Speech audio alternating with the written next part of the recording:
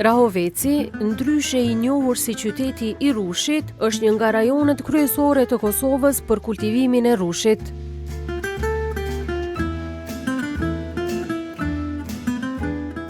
Në këtë zonë janë të mbjella rreth 2400 hektar me hardhi rushi, ndërsa në nivel vendi, sipërfaqja e mbjellë kalon shumën prej 3000 hektarësh.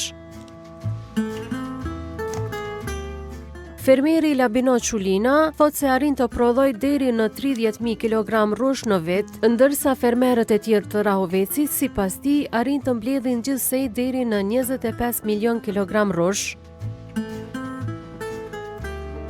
Për të arritur sasi dhe cilësi të lartë të rushit, është e nevojshme të kryhen disa trajtime dhe përkujdesje të vazhdueshme për hardhinë e rushit gjatë vitit.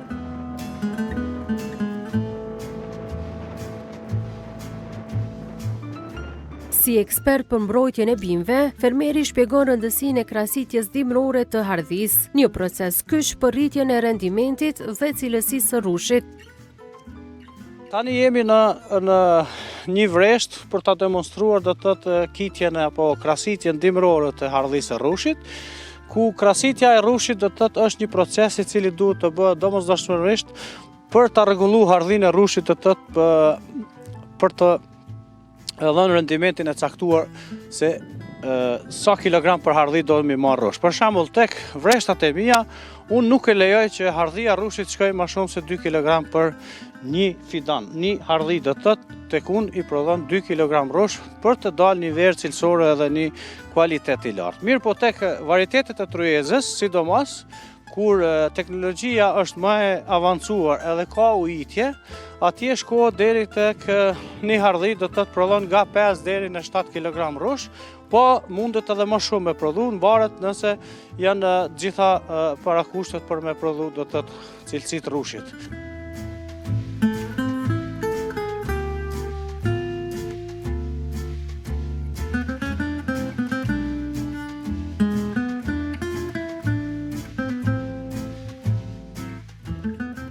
Tu jemi do të thotë në fazën ku duhet të bëhet krahasitja e rushit e hardhisë, për arsye se duhet të eliminuar në 98% të këtyre llastarëve, të cilat kanë qenë do të thotë gjatë vegjetacionit në prodhim, e disa tjera kanë qenë do të thotë duke e ndihmuar hardhinë e rushit që ti krijojë materie ushqyese do të thotë përmes gjetheve edhe përmes fotosintezës e cila kryhet gjatë verës, duke ushqyer hardhinë e rushit.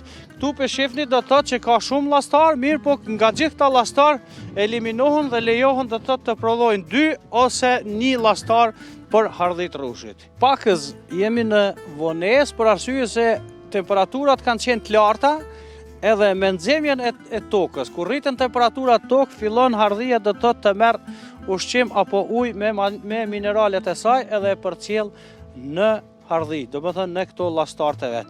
Kjo nuk preferohet kur fillojnë langjet me qarkullu me u bë ky krahasitja për arsye se mineralet që nxjerren nga toka derdhen kot, humbin kot, edhe në këtë rast kemi domethënë humbje të mineraleve dhe hardhia dobësohet. Nuk është ashtu e fortë për me prodhu materiet apo për me prodhu rush ashtu siç e merr lëndën ushqyese dhe e përcjell nëpër kalaveshat rushit. Pas këtij procesi, masi të kryhet do të thotë kitja apo krahasitja që i thojmë në gjuhën shkencore, atëherë fillon edhe lidhja e llastarëve. Lidhja është një proces që këto hardhit e krahasituna do të thotë lidhen për telin mbajtës edhe drejtohen për arsye që kur dalin llastarët e ri apo sythat qelin, shkohen drejt edhe të futen nëpër këto telat e ndërmjet. Mbas këtij procesi fillon pastaj diku ka varet prej temperatura, fillojnë qelja e sythave, me qeljen e sythave krijohet do të thotë vegjetacioni, fillon edhe gjithçka merr formë tjetër, formë të gjelbër, edhe hardhia ka hyrë në procesin e zhvillimit, domethënë rritjes e kështu me radhë.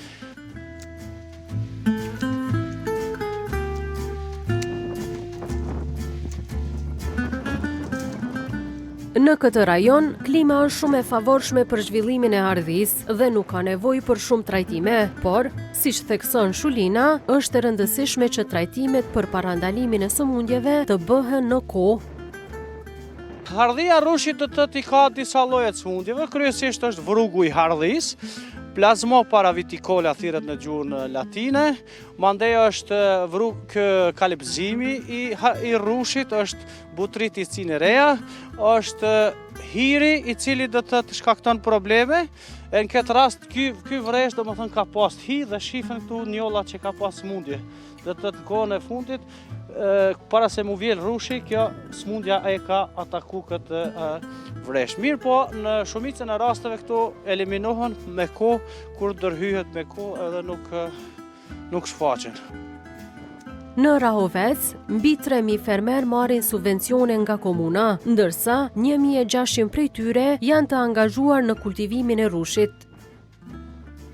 Përveç përkrajes direkte që e bëjmë për fermer, që disa vite rreshtë kemi ndihmu ata në përmirësimin e infrastrukturës bujqësore, kryesisht në rrugë fushore. Njëna prej kërkesave kryesore është e bujqëve që të investojmë dhe të rregullojmë rrugët e fushave. Tani veç kur po flasim, kompanitë janë duke punu në pjesën e Hamocit që ne e njohim si vend, edhe aty janë duke rregullu rrugët vreshtare. Po ashtu kemi investu edhe jemi duke investu në ndërtimin e kanaleve të kollimit, për shkak të në vitet e kaluara kemi pas vërshime nga fatkeqësitë natyrore, nga shirat e tepërta. Edhe janë dëmtu plot sipërfaqe edhe dvejta, po edhe perimet e tjera. Kështu që jemi duke investuar në ndërtimin e kanaleve të kollimit. Për vitin 2025, buxheti për sektorin e bujqësisë në Rahovec do të jetë 1.5 milion euro.